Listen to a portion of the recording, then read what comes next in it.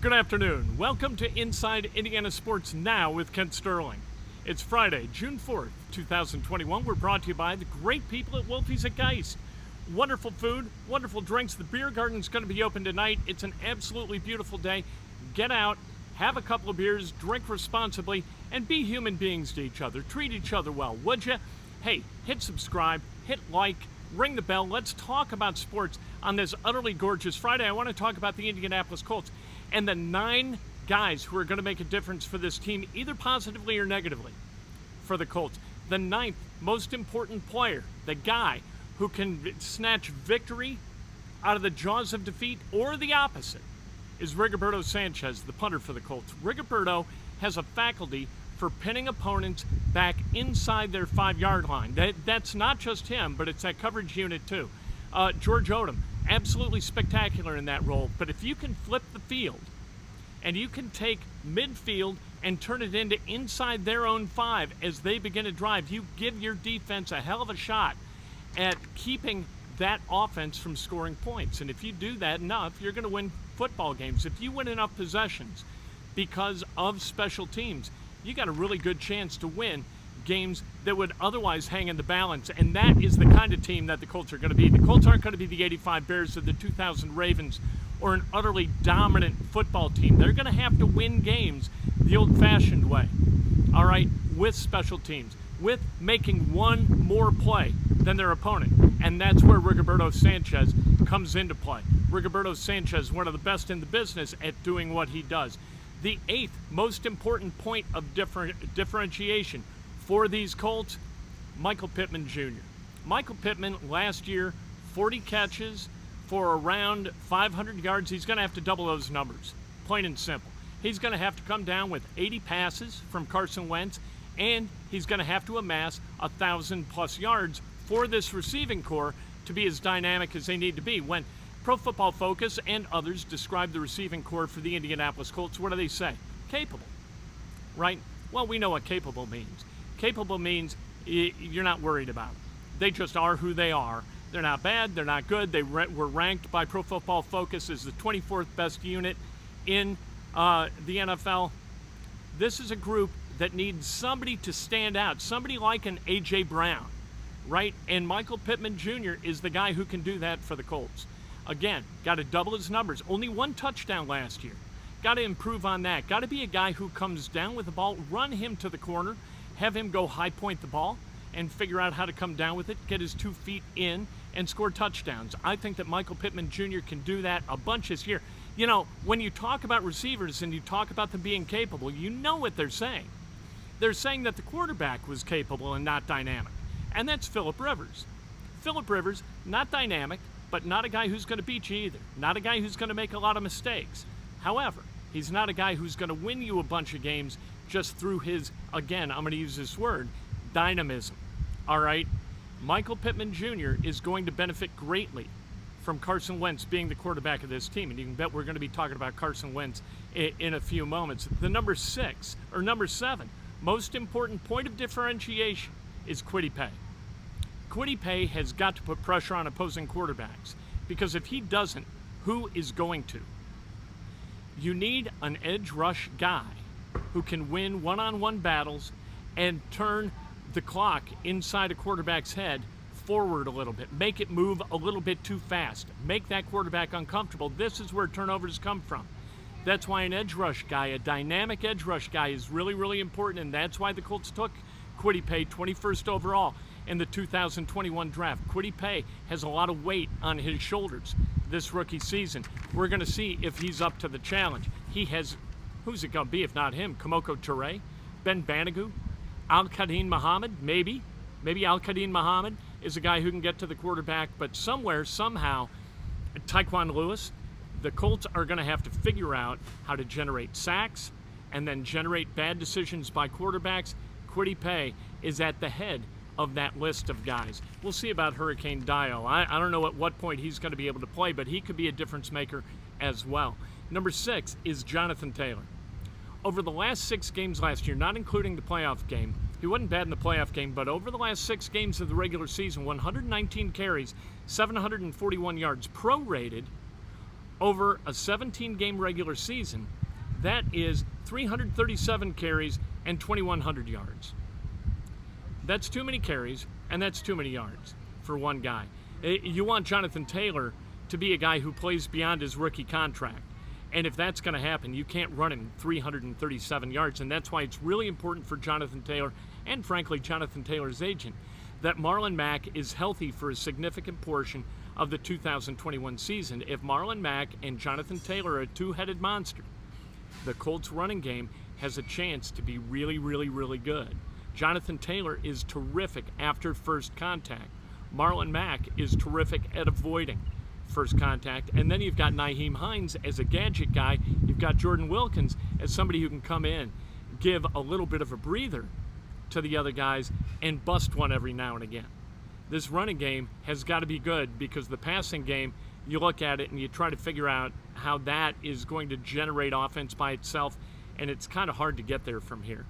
Jonathan Taylor, really, really important, but they've got to make sure that his carry level is more like it was. I think it was about 223 yards, or 223 carries this past year. You can't get it into the 337 range, or you really run a risk of shortening this very, very special football player's career. Although it'd be nice to see him carry 337 times for 2,100 yards.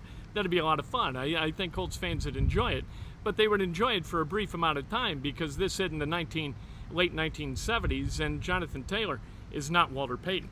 The number 5 most important point of differentiation player for the Colts is Julian Blackman. Julian Blackman has got to cause problems for opposing offenses. He has got to, when Kwity Paye puts pressure on opposing quarterbacks, Julian Blackman has to read the eyes of the quarterback, go to where the ball's being delivered, and go get that ball. You have got to create turnovers, and again, if not Julian Blackman, who is going to be able to do that for the Indianapolis Colts? Khari Willis? Not so much. Rock Ya-Sin? No. Xavier Rhodes? Maybe. A little bit. Carey? Maybe. A little bit. And I think that Isaiah Rodgers could be a guy, a real dark horse. We talked about it this morning. As you look at starting cornerback candidates, I'm not sure it wouldn't be real smart money to put that money on Isaiah Rodgers. Number 4, the fourth most important point of differentiation for the Colts, Rodrigo Blankenship. We saw what happened in the playoffs. All right, he missed a field goal attempt. The Colts lost by 3. He makes that, it's a different game. If you're going to win by a narrow margin, right, and it's going to be one play this way or one play that way, a field goal many times is going to be the result of one of those plays. Whether it's a turnover defensively, or, you know what, the offense moves it to the 30 instead of getting stopped at midfield, Blankenship has got to be able to convert, or the Colts are going to lose some games. And I'm assuming that Blankenship gets the job. It might be Eddie Pinheiro, who last kicked for the Chicago Bears. Ex-Bears kickers. I'm not feeling good about it. I'm not feeling good about current Bears kickers, unless it's Robbie Gould or Mac Percival. We can go back to Mac Percival, or Miro Roeder. I'll take Miro Roeder, right? Ex-Bears kickers for 1,000, Alex. Miro Roeder. All right. Blankenship has to get away from the doinks. He hit 32 of 37 field goal attempts last year. 4 of those misses went off either a crossbar or the upright.